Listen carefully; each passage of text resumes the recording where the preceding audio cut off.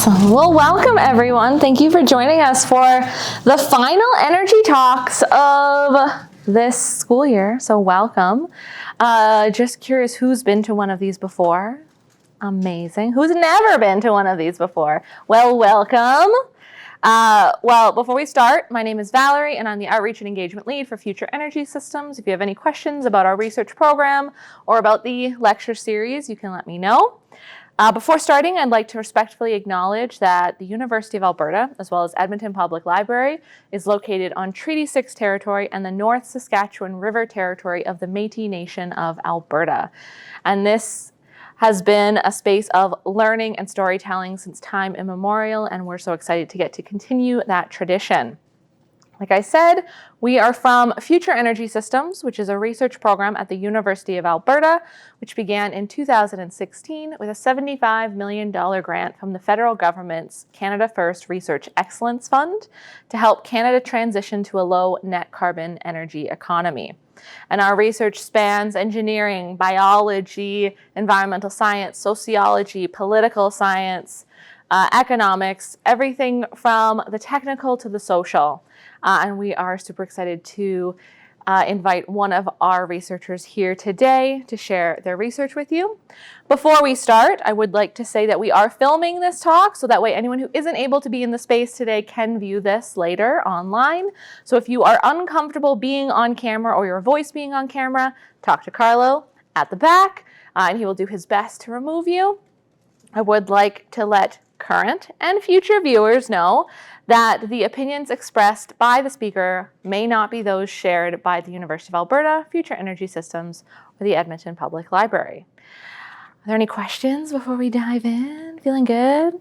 Awesome. Wow, I'm going to invite Maryssa up here, who is a PhD student, although when we selected this date, she was originally going to be finished her master's. So we are in a very different situation now, so it's very exciting. But I'm a PhD student in microbiology and biotechnology at the U of A, where she works in the Climate Change Microbiology Lab. In her research, she's focused on understanding the physiology of microbes that are of industrial relevance.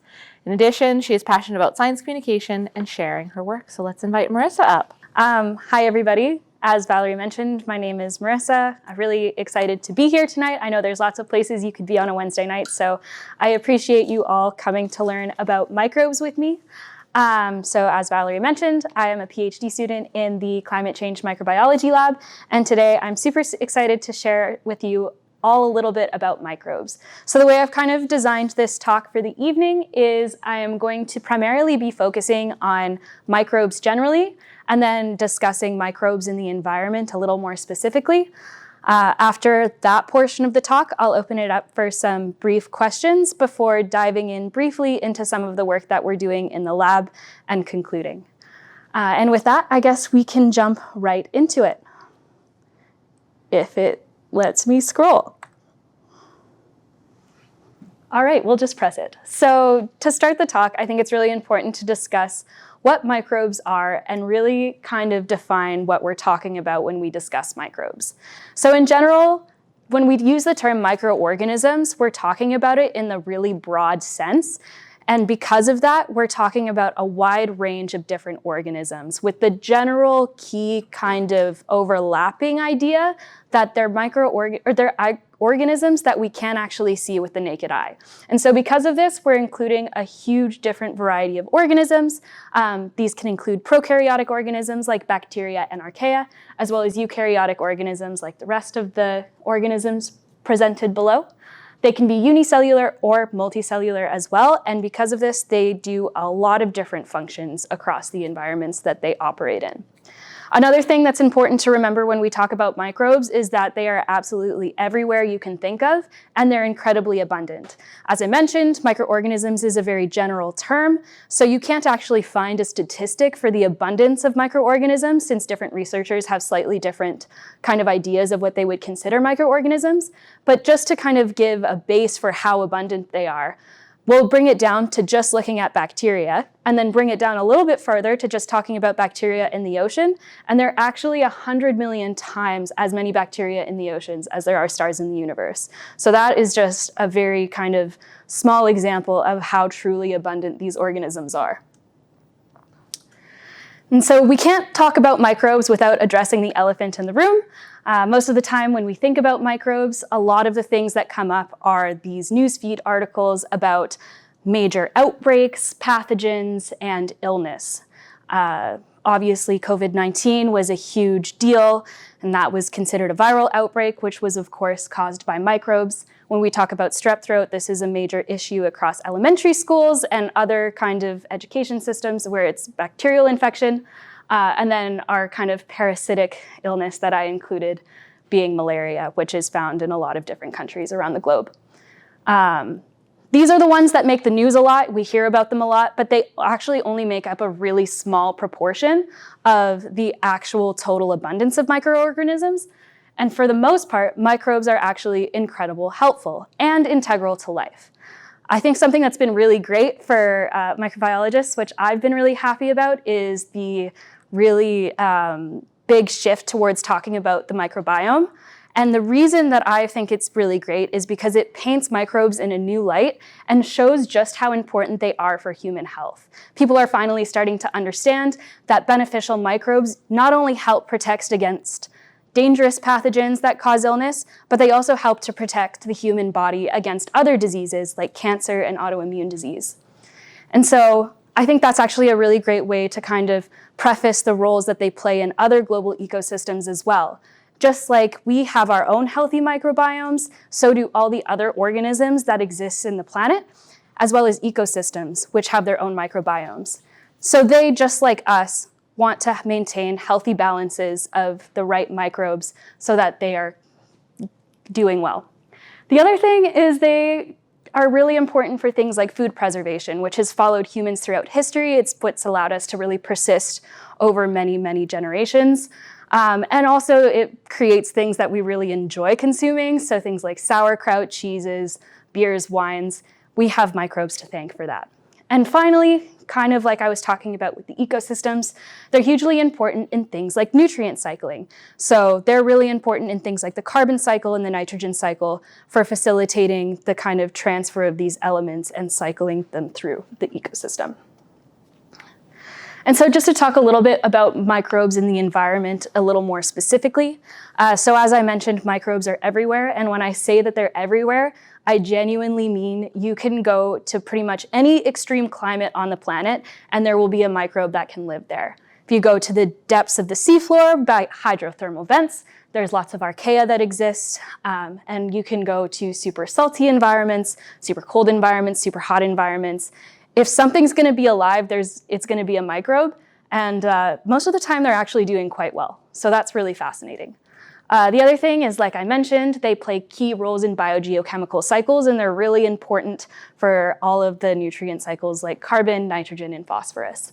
They also provide sustenance to other living things. So if we can all go back to our elementary school days when we talk about the food webs, a lot of microorganisms are considered primary producers, meaning they can take energy from inorganic sources and then provide sustenance for the remainder of the food chain. Kind of following off of that, there's also a large abundance of microorganisms that are capable of consuming carbon dioxide and producing oxygen. In fact, if you start talking about algae, algae is actually responsible for more oxygen production than trees. So they're really, really important in that regard. And so because of this, it's really important that when we're talking about climate change and matters relating to the changing climate, that we consider microbes. On the slide here, you can see a few headlines from a few different journals, both scientific journals and also microbiology journals. And they all really lead the same thing, which is the top microbiologists in the world and the major experts in these fields are really, really making it clear that when we're talking about climate change, we need to consider microbes because they are so deeply embedded in the entirety of the biosphere. Microbes affect and are affected by climate change. As microorganisms respond to the changing environment, their effects can be seen quite clearly. So I know we've talked quite a bit about biogeochemical cycles, but it's actually really important to understand in terms of emissions.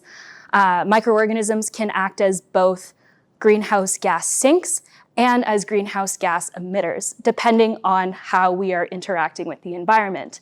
Kind of like how when your gut goes into dysbiosis, the environment can go into dysbiosis too. So it's important to understand the kind of layers that microorganisms play, because it can affect how much greenhouse gas is being emitted or consumed. Another area that microbes play a big role in terms of climate change is in eutrophication. When you have generally agricultural runoff going into water systems, it provides excess nutrients to a lot of the microorganisms that exist there, which allows them to thrive, but changes the ecosystem drastically. And so when that happens, you can generally see a decrease in oxygen, and a lot of different species that live in those ecosystems will die or have to adjust based on those changing conditions. And then the last thing I was going to mention was that there's also been a lot of research with the changing climate that has shown an increase in different pathogens, not only human pathogens, but something of great importance is plant pathogens that have been emerging with the change in climate change. And this has the potential to seriously affect the global food supply.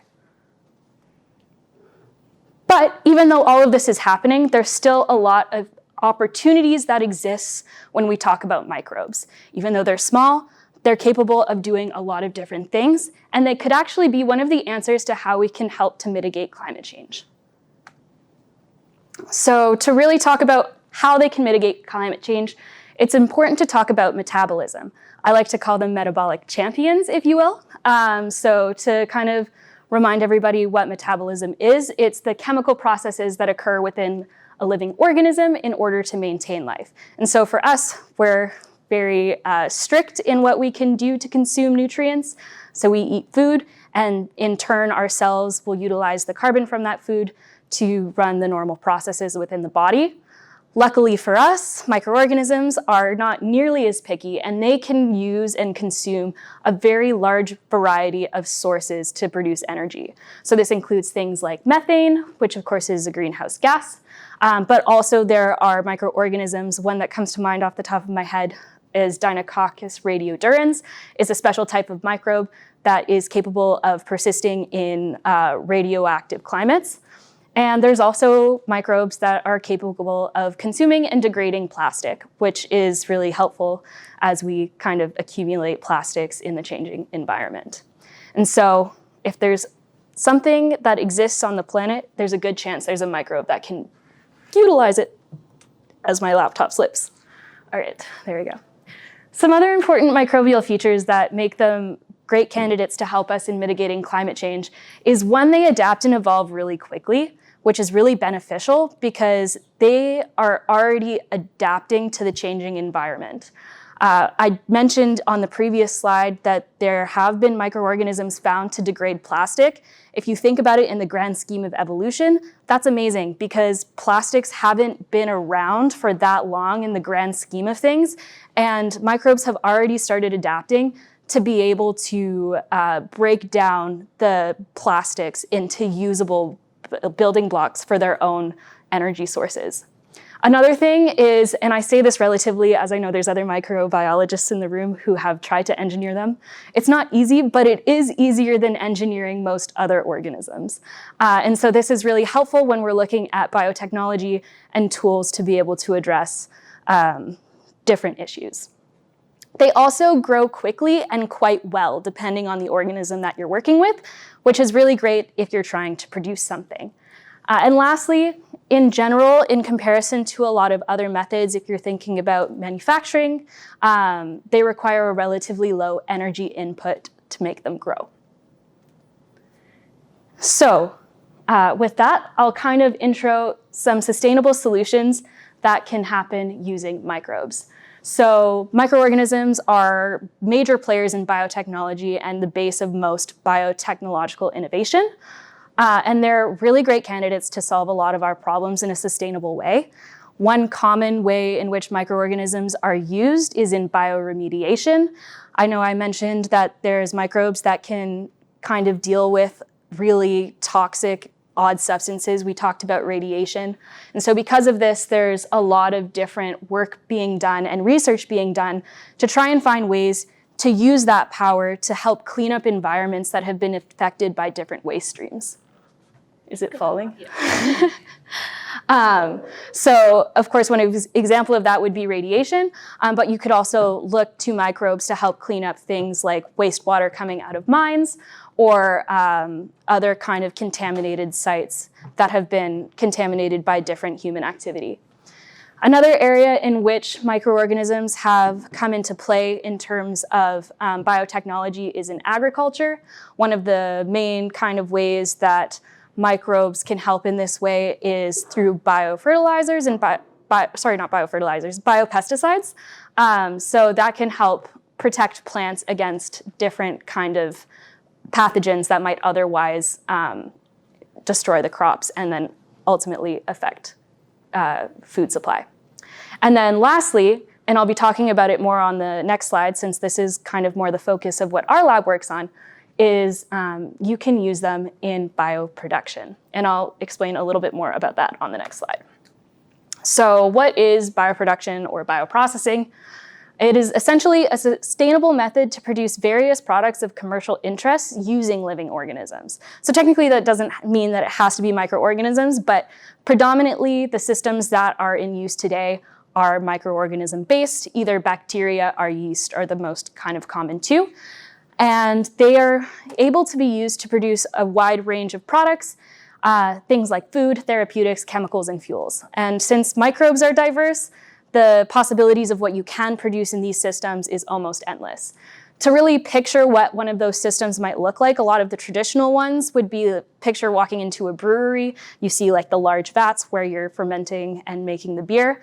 That is a microbial process. That's kind of what you would use for most of the production of these other things as well, like the therapeutics and the chemicals. And because these systems are very complex and have a lot of moving parts to them, work in this area relies on a lot of interdisciplinary knowledge that crosses things like chemical engineering, molecular biology, and microbiology. But that is not an exhaustive list, and there's a lot of different areas that you can look to. So why are we interested in bioprocessing? Well, in addition to some of the things we mentioned on the other slide, the major benefit to bioprocessing is it is much more sustainable than traditional chemical manufacturing processes. So the big benefit to bioprocessing really comes, I think, when you start looking at producing things that are traditionally quite toxic. So when you're trying to manufacture chemicals, a lot of the traditional kind of methods require really high heat, and so that's very energy intensive. And you also have to feed the systems raw materials that are quite toxic, and a lot of toxic byproducts can be produced with that.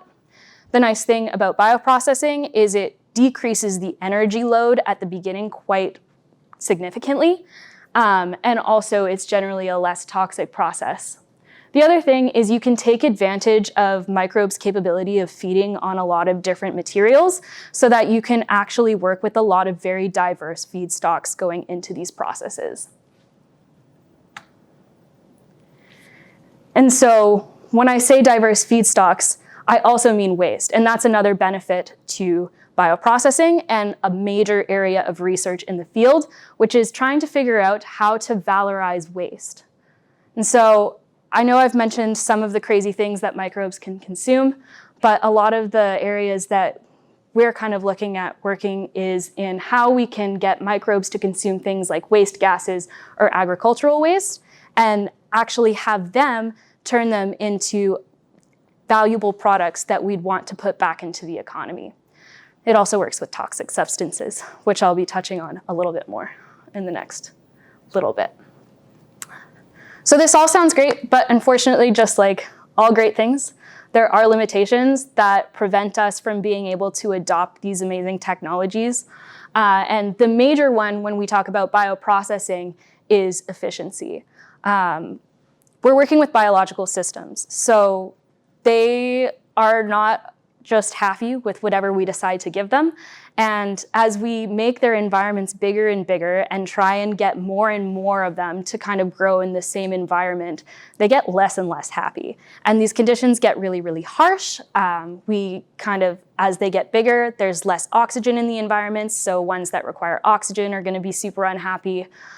They produce more waste, and then in turn, the waste that they produce can sometimes make them unhappy because that can be toxic to themselves. So it's a little bit of a feedback loop there. And also they can contaminate, and there's just a lot of issues in working with biological systems. So when we talk about bioprocessing and trying to make these systems more efficient, a lot of the research is really focused on how we can help mitigate a lot of those issues. And so different ways that you can improve these systems include things like genetic engineering or other kinds of ways to help improve the strain. So if you can genetically engineer the strain or get it comfortable with more adverse conditions, you might, one, be able to get them more comfortable in their environments and happier with the worst conditions that you're subjecting them to. Another thing that's great with genetic engineering is you can kind of decide which product you want them to produce and push them towards that method. And you can also get them to overexpress the product of interest through genetic engineering, which could help make the whole overall process more efficient. Another area that people look to fix in this area is like engineering the process itself. And so this is more on the engineering side of things. I'm a microbiologist, I do less of this, but essentially you are working with very large machines, and there's a lot that can be adjusted and changed to kind of improve the culturing system overall. Another area this kind of works with too is downstream processing. When you're growing these microbes, at the end, when you're collecting the product, it's generally not just the product that's in your final system. So you have to extract that final product from whatever else is in the environment. And depending on what it is, it can be easier or harder to extract. So working on research that focuses on making that process as efficient as possible is another way that we can kind of find ways to make this process more competitive with traditional manufacturing methods. And then lastly, it's really important that we improve our base knowledge of microbial systems, because by understanding how microbes thrive in the environment and also how they thrive in these engineered systems, we can learn how they exist happily and where it's best for them. And with that base knowledge, you can kind of build on top of that to find the right tools to make more efficient systems. And so that will be the first part of the talk, and I will open it up quickly to questions, a little question break before I go into some of the work we're doing in the lab and where this stuff comes into play. Anyone have any questions? Yeah. I was just wondering if there are any downsides to the engineering of microbes, like bad things that could happen to other microbes or us or anything. Yeah, absolutely. So I think this is definitely something that comes into play a lot more when we talk about agricultural biotechnology and also bioremediation, because if you're engineering any of those microbes and then putting them into a new environment, you don't 100% know how it's going to interact. And I think that is where you see a lot more issue. The nice thing about the bioprocessing systems is because they're enclosed, if something weird happens genetically to the microorganism, it's pretty much just affecting your enclosed space. And so for the most part, it's actually quite safe. But this also does have its limitations as well. It does depend what you are producing. I used to work at a biotechnology company that used microbes to try and produce a therapeutic. And so there's a lot of regulations when you're working with engineering those microbes, because they don't want them to have things like antibiotic resistance markers that might kind of increase the prevalence of antibiotic resistance in populations. So yes, there's safeguards when it comes to those things, and definitely a lot of things to consider in that regard. But it just kind of depends what you're doing and what you're working with. And there's definitely safeguards to help. Yeah? You said that it's relatively easy to genetically engineer. Yes. Easy. The last thing behind us. What are some of the challenges towards that genetic engineering? Yeah, absolutely.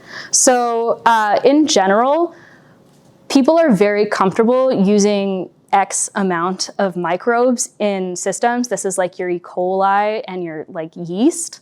So these are what I like to call the lab rat microorganisms because we've been working with them for a really, really long time. And they're pretty easy to manipulate genetically because there's a lot of protocols, and a lot of microbes will actually do it naturally.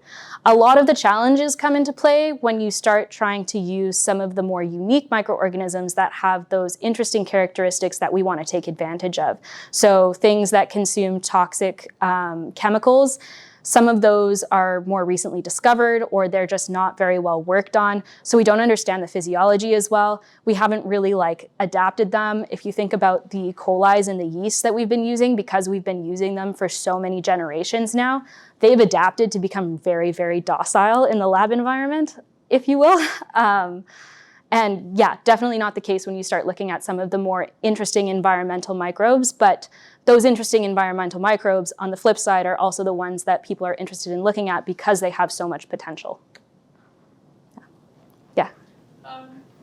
With the, it seems like it's sort of a novel idea, like you're doing chemistry, but you're doing it with biological organisms. So I guess what I'm wondering is just what things are we still wanting to know about? What are the things we just don't know about how these little microorganisms work that we feel, because it seems like it's a really wide field of future discovery. We're still having a wealth that we want to learn about it. So what are some of those things? Yeah, so I think predominantly, again, this is gonna come with our non-traditional microbes, if you will. Like I've kind of mentioned throughout, they're the really interesting ones because they're the ones that have all the metabolic possibility. They're the ones that can kind of break down these hard to deal with kind of toxic chemicals. But a lot of them have only been recently characterized. And so they just require so much data to fully understand the system. All microorganisms, while similar, are very distinct in many, many ways. They all have very different biochemical pathways and very different ways that they interact with each other. And just unraveling the cellular kind of mechanisms and pathways of one microorganism is quite the feat. So that's actually a really interesting area of research. And I think it'll be interesting to see as we start automating more things with AI, if that helps or doesn't help and things like that. But definitely that's the biggest one, is because they're so diverse and so abundant. You could spend a lifetime and only scratch the surface of understanding the full diversity of these microbes. Thanks. Yeah. Me again. With this kind of research, you're usually starting with characterization and really small scale experiments. How long does it take to get to that industrial level of use for bacteria? Is it 5 years? Is it 50 years? Is there an average? Kind of how long is it looking at when you start a research project with a completely new bacteria for it to become an industrial level use? Yeah, to be honest, I don't have a number off the top of my head. But I would imagine there would be a lot of factors that affect that. Sometimes researchers get super lucky and they just happen to pick the right experiments, and all of a sudden a whole bunch of stuff is elucidated, and that makes things happen really quick. Or you get the right grant or the right funding, and that helps speed things up too. And then sometimes it's going down a dead end path, so it would be really hard to tell. Any other questions for now? We're gonna have another question period at the end. Cool.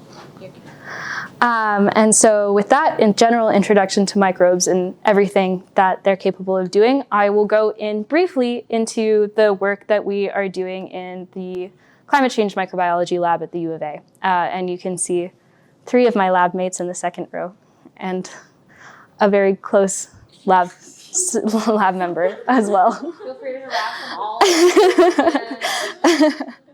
all. So in our lab, we kind of have 3 main research focuses on the biological sciences side of things anyways. I won't touch too much on the parts that I don't work on since I am not the expert, but there's at least one in the second row that does do this first stuff. So the first part of the lab looks at a type of bacteria called ammonia oxidizers, which actually produce nitrous oxide, which is a very potent greenhouse gas.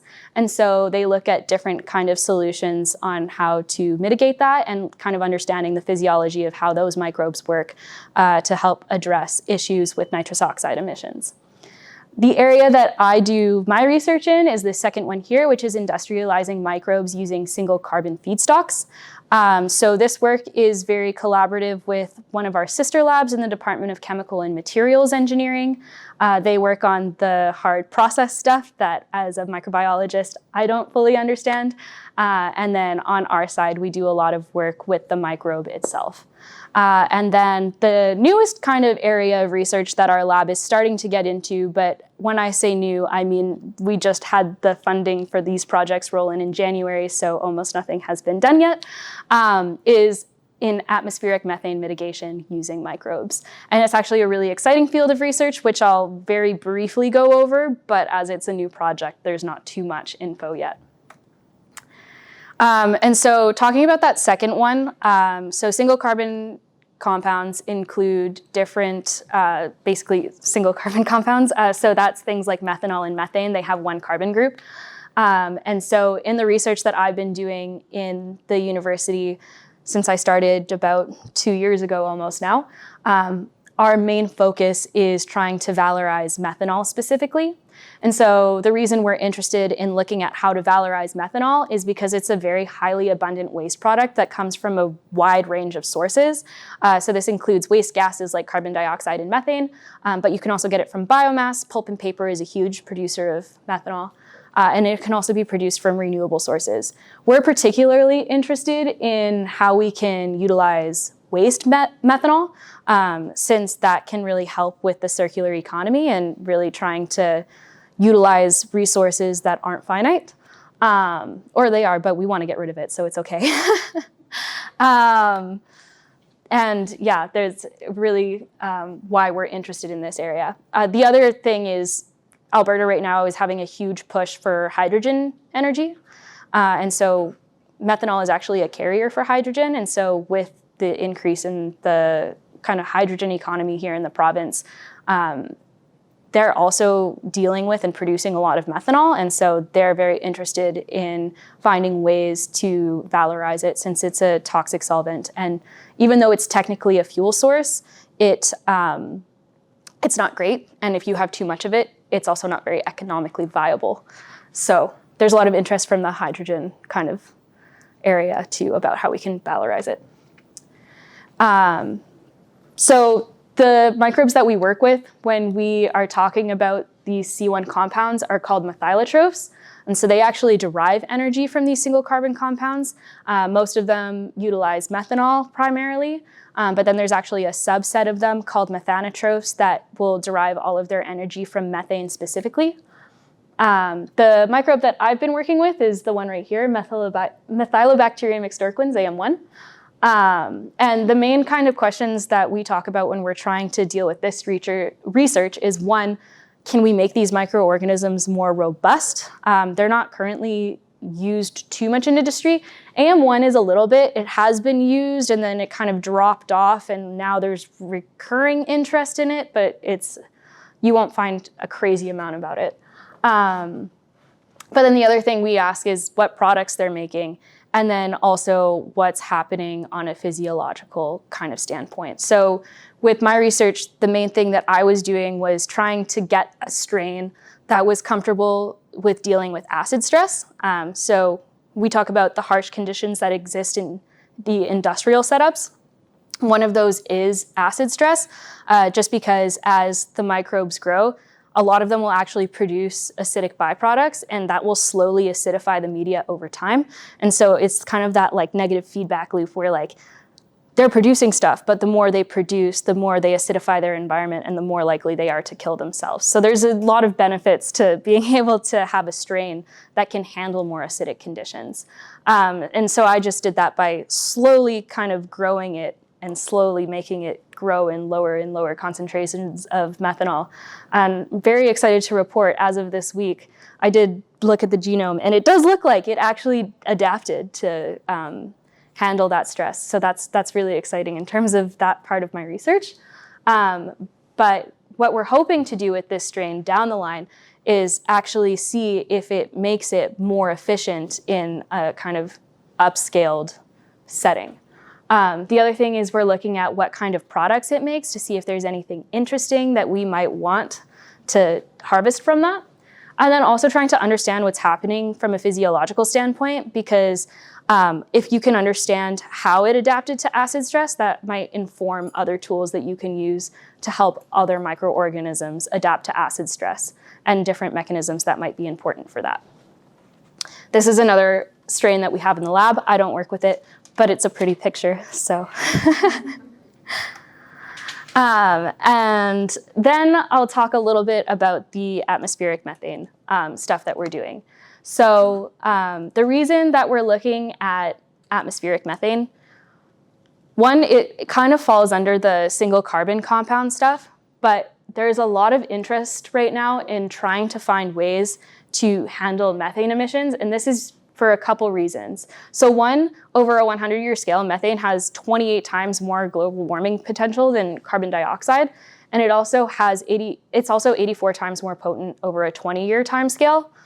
And if you combine that with the fact that it has a much shorter half-life than carbon dioxide, it actually shows a lot of promise for being able to reduce global warming in general.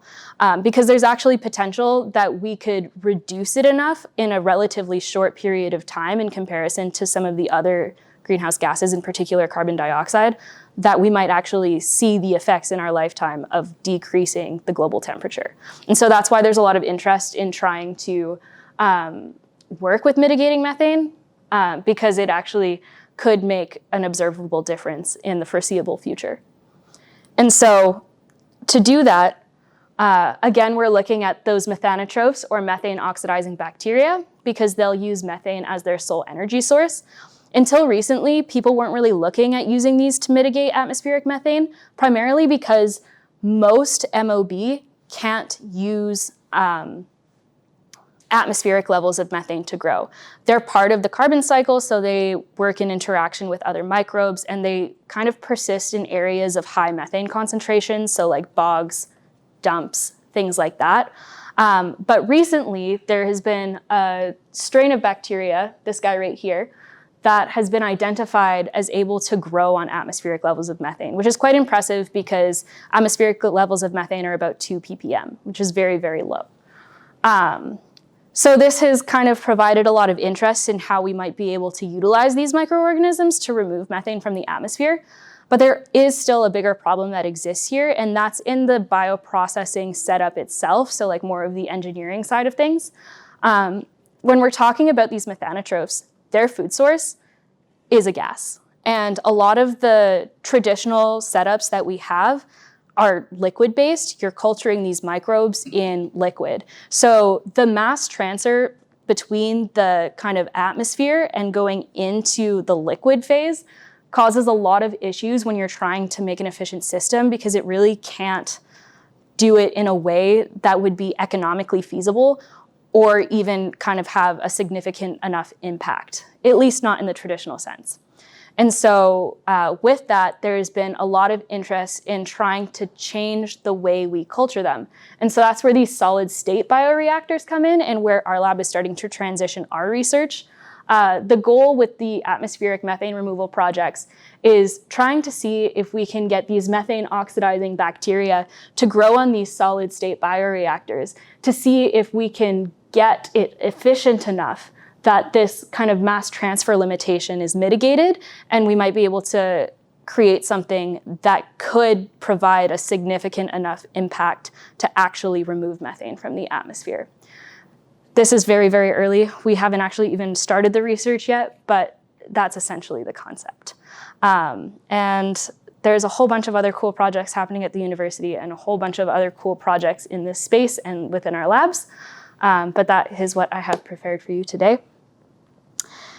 And with that, I would like to leave us on the note that I think, thanks to our tiny friends, we have a bright future. And I think that microbes provide very powerful tools that can help us to protect planetary health. Hopefully in the next few years, more stuff will come out with the work that we're doing in our lab. And I guess the picture doesn't want to show up. It was an acknowledgement. It was a future energy systems picture with all of the energy explorers. With that, I wanted to thank the Stein and Sauvageau Labs and all of the people within them and the research that we're doing and my supervisors. Also a huge thank you to Future Energy Systems, who provides the opportunity for researchers like me to come out into the public and talk about what we're doing, and also the training to be able to talk to you all, which is fantastic, and also to all the unique microorganisms that make up planet Earth. And I'll open it back up to questions. Thank you.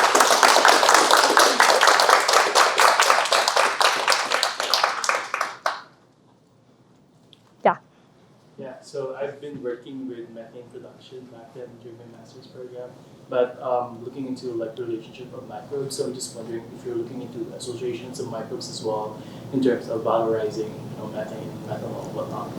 Yeah, so that's actually an area that we're hoping to transition to as well. So there's a lot of research that indicates microbes do a lot better in what we call co-cultures, where they're growing in association with at least one, if not multiple, other microorganisms. A lot of research is showing, and it makes sense, that microbes are incredibly social, and a lot of them do a lot better when they're in communities with other microorganisms that can provide different nutrients to help them. I'm not personally doing that research, but we're starting to look at, in particular, associations between the methylotrophs that can't consume methane and the methanotrophs, to see if we can kind of help both of them grow a little bit better as well. And the methanotrophs are the subsets of methylotrophs. Sorry, the lingo's a little much. Interesting, thanks. Questions? Anyone thinking of anything? Well, while you guys are thinking, so you said you're really early in the research into those solid state bioreactors potentially. What are some of the next big steps that, you leave tomorrow for a conference, but yes. when you're back and you're diving into it, what are some of the next big steps that your group wants to take? Yeah, so the biggest thing is we just have no idea how these microbes grow in a solid state, and there's almost no kind of research on to what's happening on a physiological level when they're not grown in liquid culture. So it's going to be very, very basic, just fundamental research to try and see if we can figure out what's happening. The way these reactors kind of work, which I should have explained earlier, but this is okay, this is a great opportunity. They're essentially hollow, and they kind of have these little holes within them. And so the idea is you fill these little holes with the microbes suspended in like a hydrogel, essentially.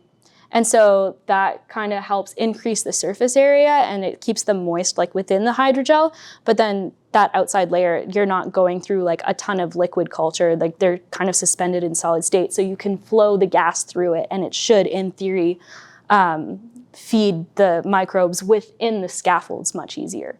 Right now, I'll shout out the second row again. We're looking at the hydrogels on a little bit of a larger scale so we can try and see what's happening. Just because, like I said, we really don't know exactly what's going on in the solid state yet, and we need a lot more information to be able to make informed decision on how to make the systems better or how to even get them to work. I don't know who was first. Okay. For your specific species, Yeah. like where was it found? Like I know that might be like something you might not know, but like where did it originate from? Like where was it sampled from? Yeah. And then is there any like attempt to replicate that environment in lab? Yeah, so the methylotrophs are actually super interesting. So the one that I work with that is the research I'm kind of concluding before I move into more of the work in this project, they're like very old strains. The first strain was actually isolated pre-World War II, I want to say, and then they like lost it. And then they kind of found new ones, and they were actually just naturally occurring contaminants from the air. But in general, when you are looking to isolate new wild methylotrophs, what a lot of people will do is they'll take leaves, because essentially methanol comes from trees basically, and on the leaves you get like methanol production, and so you can actually find the methylotrophs there. So you can actually take a leaf and put it on an agar plate and kind of like slam it, and you'll get like these like pink colonies that appear on the plate, and those are generally the wild methylotrophs.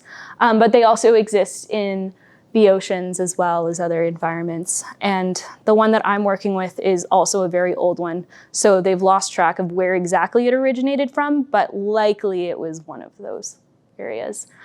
This one in particular was isolated in Norway. Yeah. But they're still working on the pure culture of that as well. So this one was like very newly identified. So yeah, I'm not entirely sure what they're doing because they're working with how to culture it more in Norway. I think there was a question in the background. Oh yeah. Yeah. You said with the solid state reactor that part of the plan would be to run the gas, like the feed gas through the center. Is part of the perceived benefit that you would then have the microbes producing their waste gas on the other side so that you can more easily clean out the waste gas instead of having it all in a reactor mixed together and not being able to divide it? Or is the expectation that they'll produce their waste on both sides of the solid state reactor?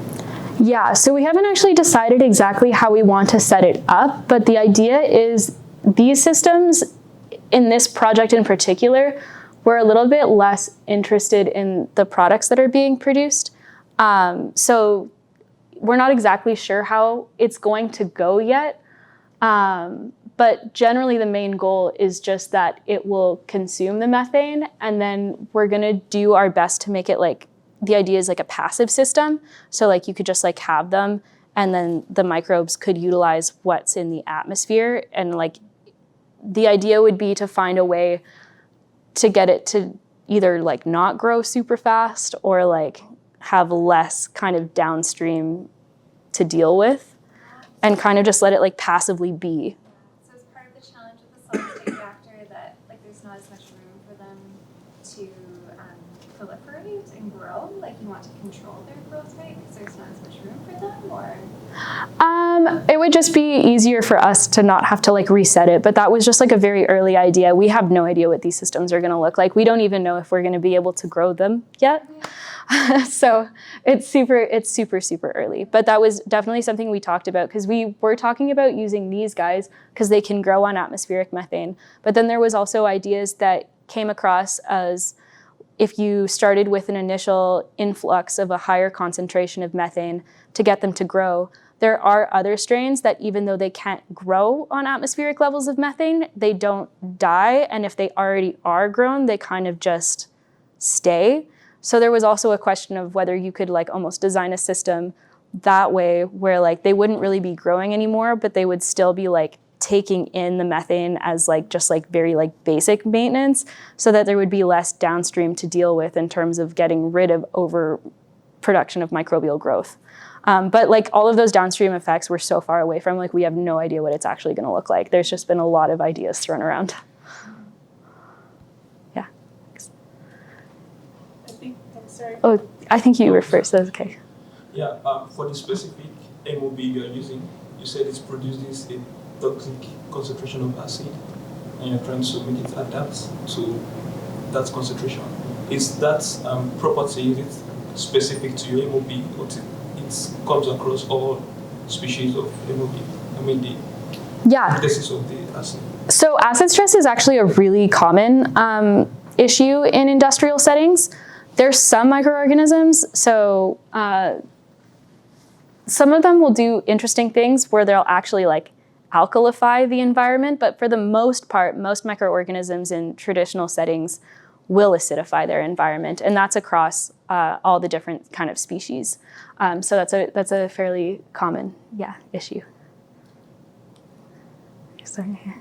Yeah, my question, I guess you kind of answered it when you spoke to the other question, because it's more like sort of further along the process where we're going to go with it, and I can see, we're just on the very early stages of this research, but I guess I'm kind of wondering, like my initial thought when you talked about methane-oxidizing bacteria was thinking of the atmosphere and thinking, man, this is a big atmosphere. How would you have like containers self-contained systems that, or would it be something that would work in the wild? Like, I assumed it would be in the wild, but now when you show the solid state bioreactors, it seems that maybe they need the bacteria need to exist in this gel. Like, they're not free floating like gases are. They might work on gases, but they have to be stay put. Is that correct? Yeah. So definitely, that's a question that we are nowhere near currently. Yeah. But I know one of my supervisors was potentially talking about how you could integrate them into other kind of factories or plants, and seeing if there's like ways to like add it onto other like industrial facilities. But like no idea. Like, that's so far in the future that we have no idea. But definitely trying to make a passive system. But yeah, you would definitely need to make it like maintained in a way, because they still do require like some level of moisture and humidity so that they don't just completely dry out. And there's like a lot of other factors that I'm sure we don't even know yet that will come into play. But yeah, in terms of like what it'll actually look like, that we have no idea. Yeah. So, questions? Okay. Start over here. Sure. So you mentioned like there are microorganisms that can make the environment less acidic. So like how feasible is it to just grow like those together, especially if like microorganisms generally do well with like other species? Yeah.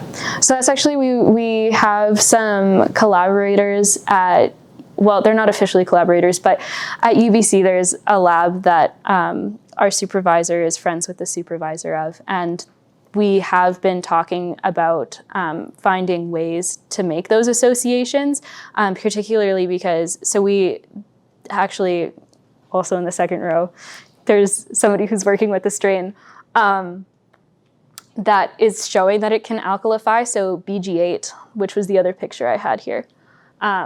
Similar to how I adapted this one to acidic conditions, there was a project in the lab where BG8 was also adapted to handle acidic conditions. And whereas my strain acidified the environment after growth, BG8 actually alkalified it. And so right here, just between these two, you can see that. So we are interested in seeing if we can make a co-culture between these two strains. And there is also a lot of interest. The lab at UBC works with a lot of algae. And so algae seem to do the same thing where they alkalify the environment. The question is just, they're picky. So they're social and they want to be social, but at the same time, they're picky with who they're social with. So they actually have like a robot kind of high throughput system at UBC that we were talking about, seeing if we could just like do a whole bunch of different like co-cultures and see if any of them stick and if like any of them would be happy. So yeah, definitely an area we're thinking about exploring. Yeah. I think there's a question there. Yeah, this is like a broad question, but do you know like what the most like success story in microbiology is for application towards climate change right now? Ooh.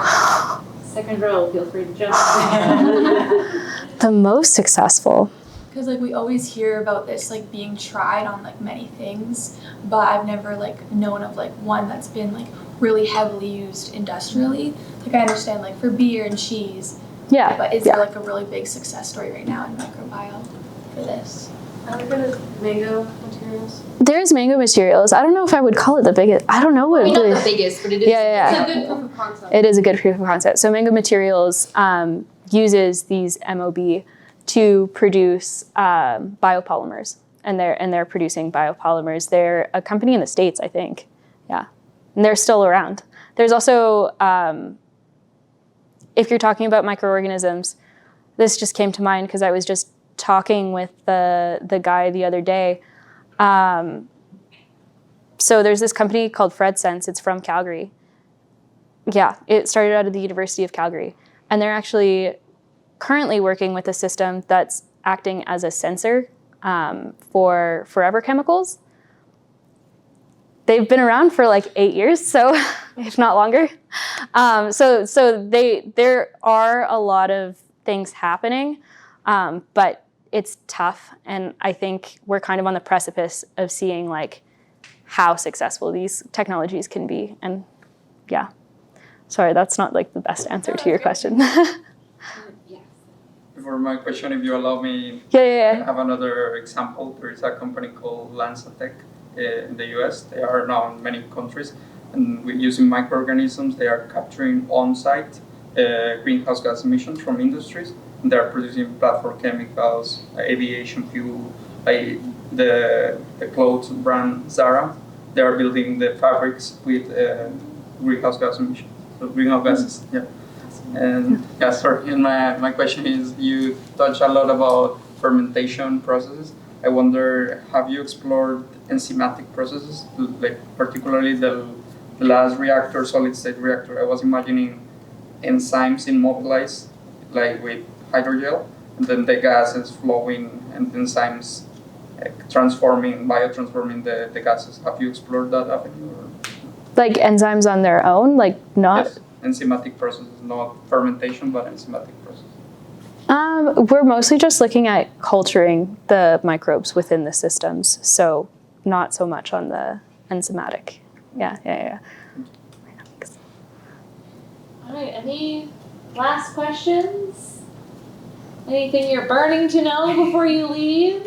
Yeah. I know you're still in the design aspect of your reactor, but are you just looking to like using, because I worked with different reactors back then, but are you just looking to like using solid state reactors, because like I know these here are more sensitive to like temperatures and whatnot, and are you trying to replicate as well the atmospheric conditions for the system? Honestly, we're not there yet. I have no idea what we're doing yet. Yeah, for sure. That's a good, interesting question as well when you're designing. Yeah. Thanks. So what you're saying is we should bring you back in 4 years. Perhaps, yeah. We'll be excited for that. Yeah. Oh yeah, go ahead. I guess like completely hypothetically, like let's say they can grow in a solid state reactor and like everything works out. What would be like just like your hypothetical ideal, like what would you do with them? Would you like put them on like buildings to like take the methane out of the air, or like just put them in like filters and it's like any waste methane from like industrial things can like filtered, or Yeah. what's the ideal?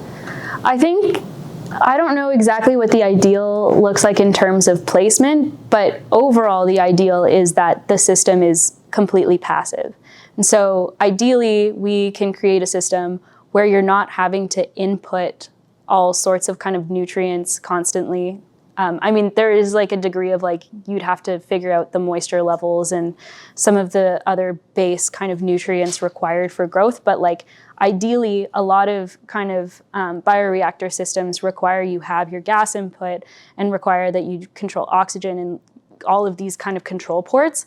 And it's a very active system. So I think the only thing that I can really confidently say from now is the ideal goal would be to get to a passive system that kind of just allows the air to just like flow through. So sort of like how like if you're making like a terrarium for plants, like you put a bunch of stuff in it, but then you sort of just like leave it. Forget about it. And Yeah. It does its own. Yeah. Okay, last chance. Last chance for questions? Yes. I was just curious about something about the strain you're working with. What evidence is it you find at a genomic level to support the occurrence of adaptation? Yeah, so I just finished analyzing, well, I can probably analyze it more, but from preliminary genome analysis, the adapted strain has some aspects changed that are related to how microbes handle pH stress. So if we wanted to get super technical, there are these potassium pumps that will exist in microorganisms. And essentially what that does is it helps with the transport of protons in and out of the cell.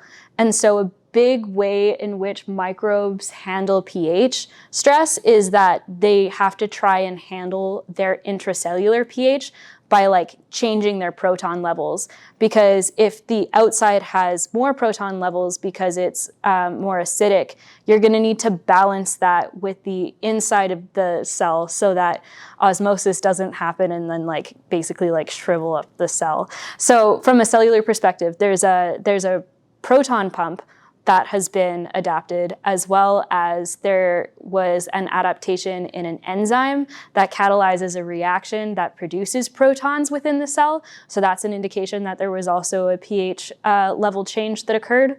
And then,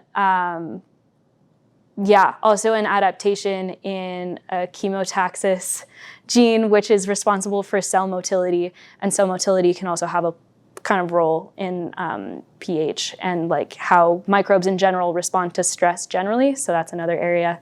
And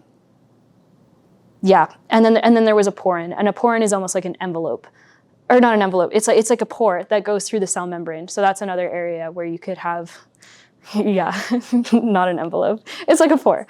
It's like a pore. It's called a porin. But yeah, protons. All to do with protons. Yeah.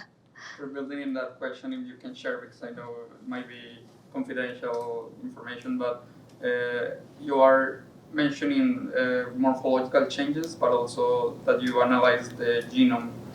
Did you observe mutations that were triggered by those changes in the acidity of the environment, or is more epigenetics in an epigenetic level, like some genes were shut off, or? I didn't look at the epigenetics, so I'm not sure. But so these were genome level changes, and so when I was looking at the genome, those are the changes that I observed in my adapted strain in comparison to the parental strain. I can't 100% say that it was a result of the acid stress, but what we know about microorganisms and how they handle pH stress, it is a strong indicator that those adaptations did help in the microbes' tolerance.